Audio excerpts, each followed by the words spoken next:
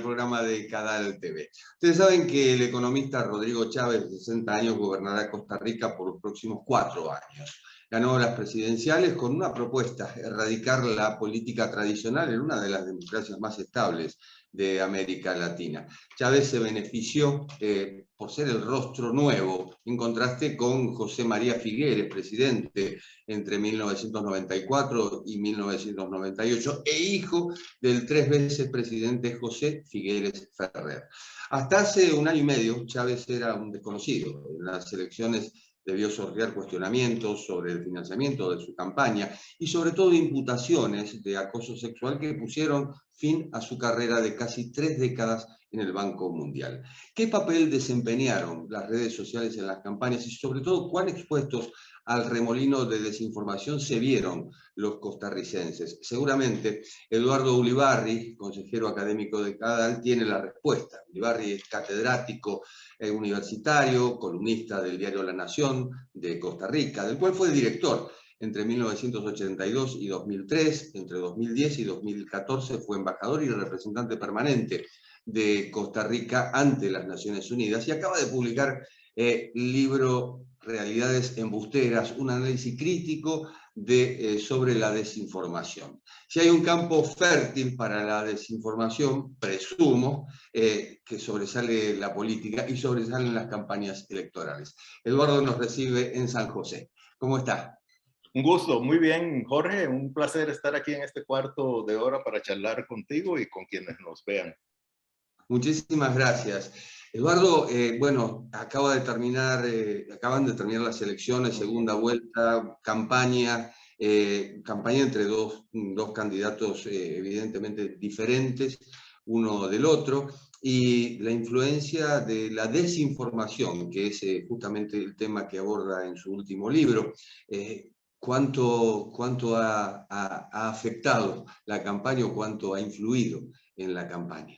La desinformación, como sucede, y tú lo has dicho, en las campañas electorales, fue un factor.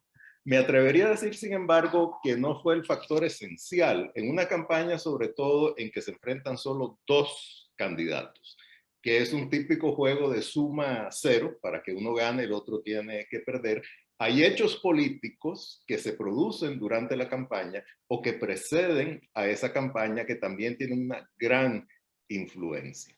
Entonces, esta interacción entre hechos políticos, redes sociales y desinformación en esas redes, creo que es la dinámica pues más, digamos, robusta, en este caso para mal, de una campaña política. En el caso de esta segunda ronda de la campaña electoral costarricense, pues los medios de comunicación tradicionales normalmente fueron los que hicieron las grandes revelaciones alrededor de denuncias sobre Rodrigo Chávez y también denuncias precedentes sobre José Figueres Ferrer.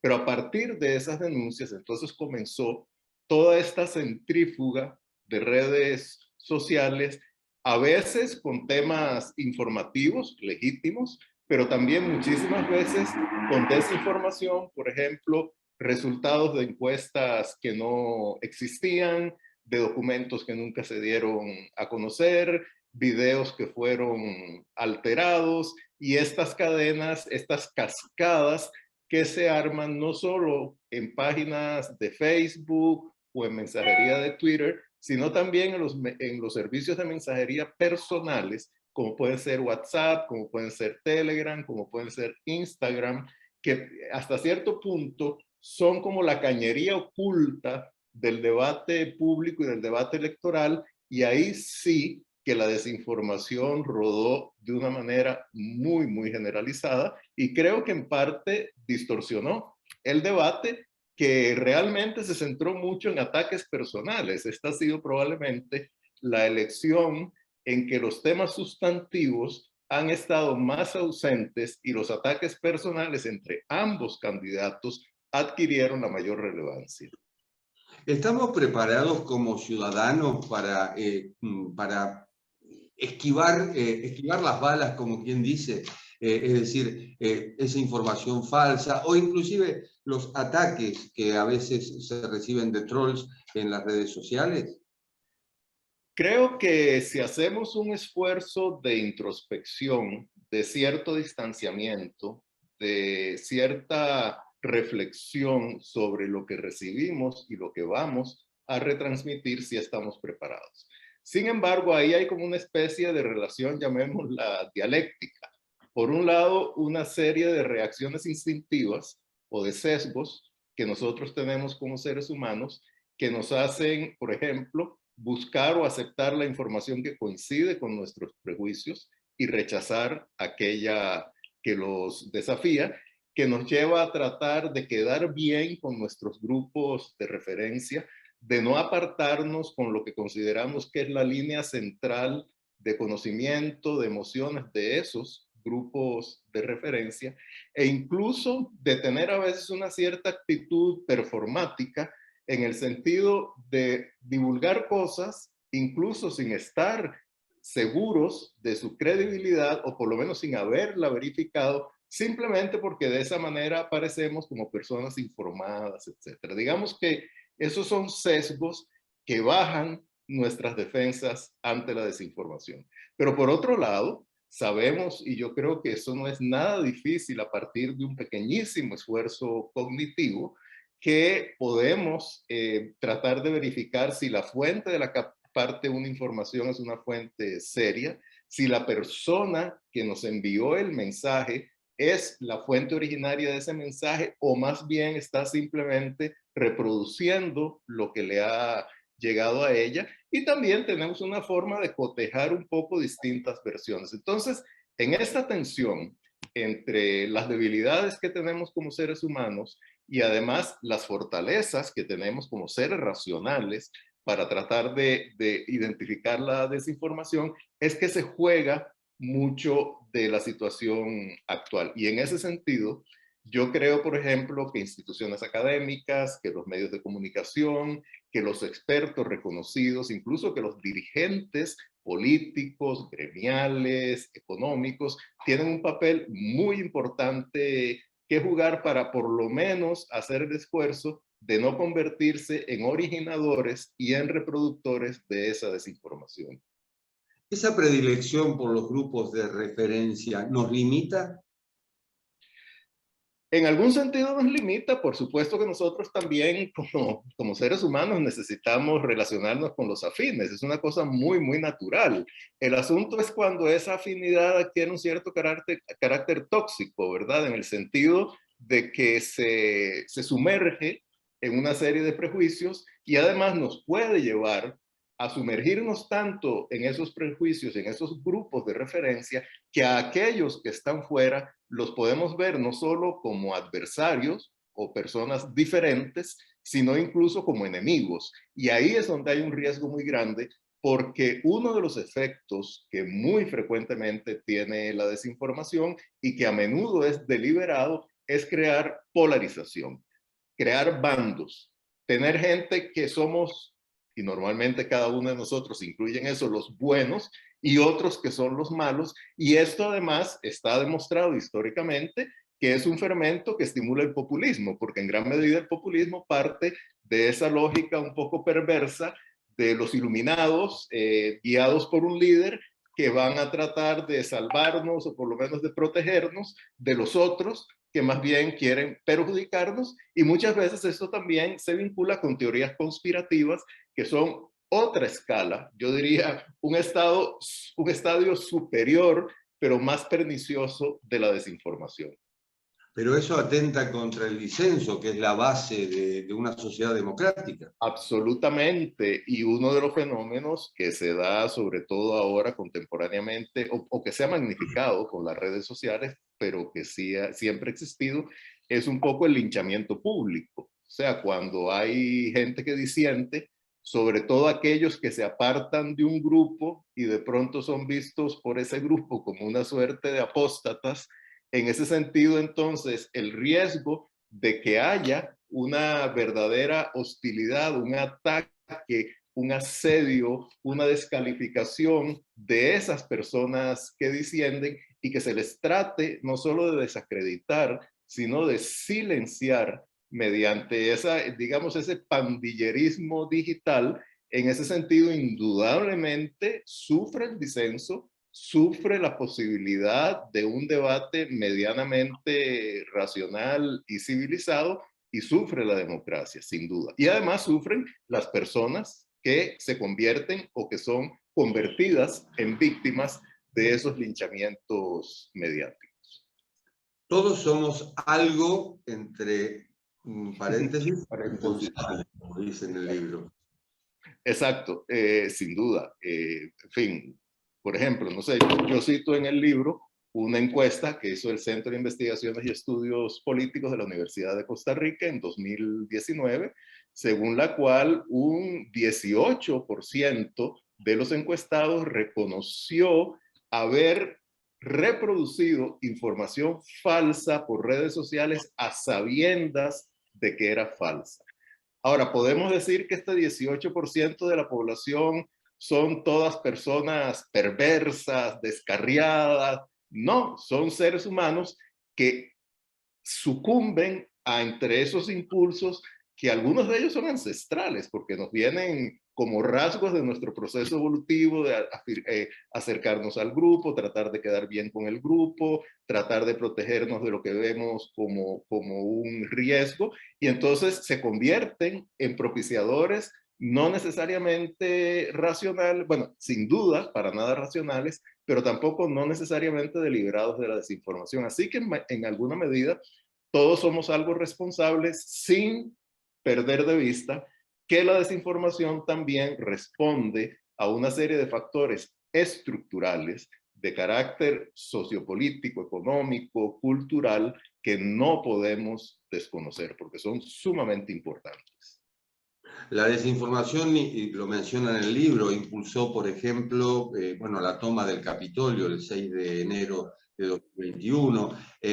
También menciona agresiones contra migrantes nicaragüenses en San José en 2018. Impulsó las matanzas y las persecuciones de la minoría rohingya en Myanmar, la ex Birmania. En fin, estamos hablando de un arma. Sin duda, un arma que, digamos, surge, se nutre y también propicia de situaciones que ya existen. Digamos, en el caso de Estados Unidos, pues había habido 4 años, incluso más de eso, de administración Trump insistiendo en deslegitimar una serie de instituciones, un proceso de polarización creciente en el espectro político estadounidense. En el caso de Costa Rica, pues la migración es un hecho, pero se había exacerbado una especie de temor a que por la crisis de Nicaragua, estamos hablando de 2018, que en abril fue la gran oleada represiva de Daniel Ortega, que eso iba a desatar una oleada masiva que finalmente no se produjo. Y en el caso de Myanmar y de la minoría rohingya y toda la represión contra ellos, pues había un intento deliberado de las Fuerzas Armadas de Myanmar casi de crear un genocidio. Entonces, estamos ante situaciones reales en las cuales cae la desinformación, se convierte en un gran instrumento movilizador. Digamos, es hasta cierto punto la gota que rebalsa el vaso.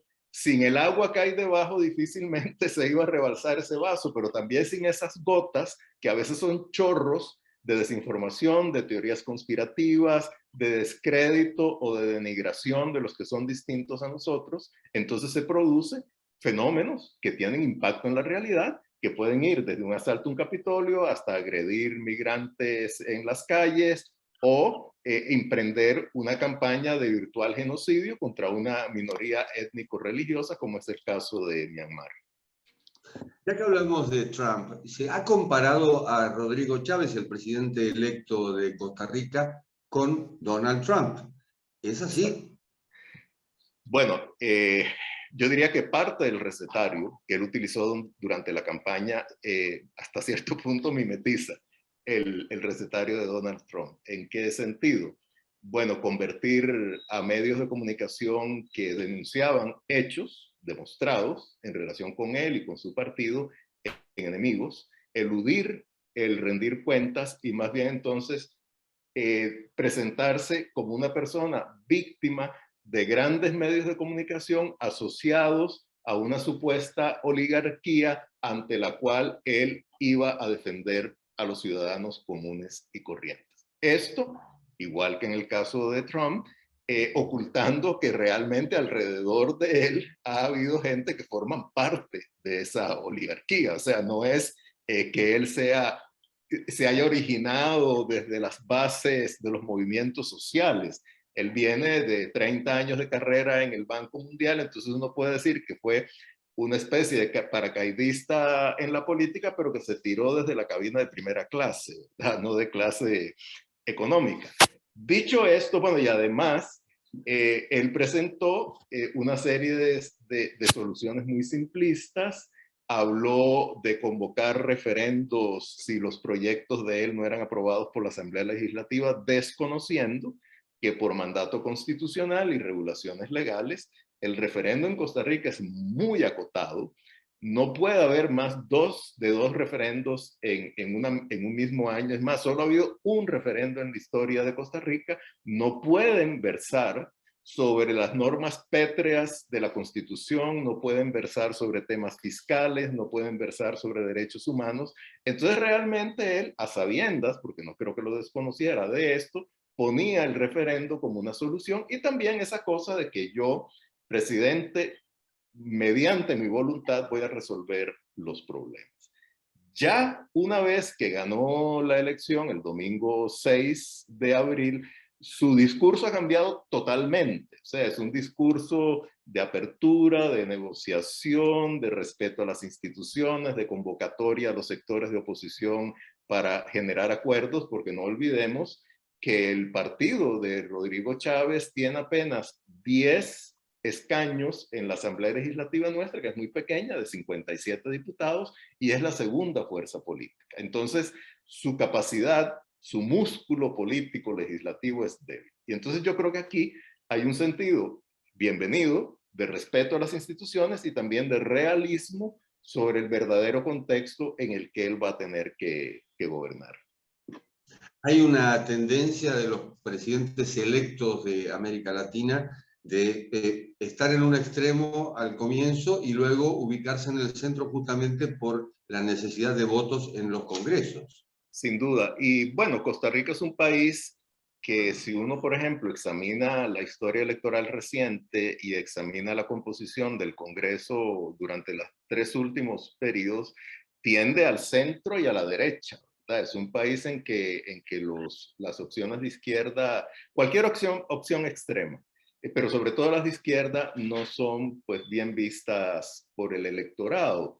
Entonces, sí, él ha tenido un cierto movimiento hacia el centro, llamando por centro a un respeto, por lo menos hasta ahora, retórico y simbólico, esperemos que sea cierto en la realidad, por las instituciones.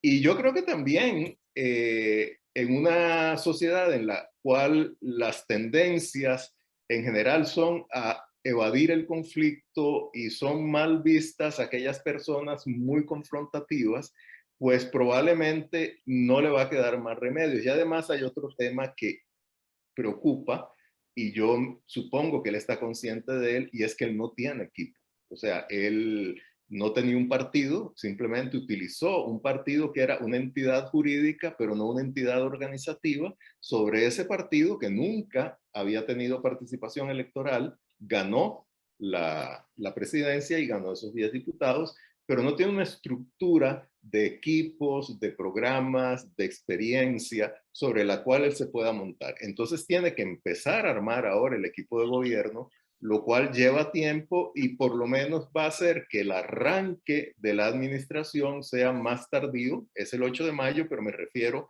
al arranque ya funcional de la administración, vaya a ser más tardío que en otras oportunidades. Es como si hubiera dos Chávez, Chávez con S en este caso.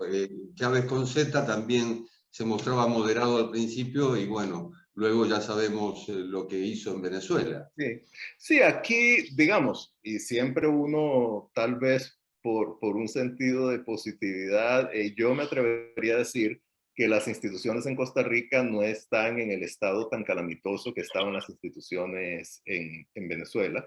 Aquí todavía las instituciones son sólidas.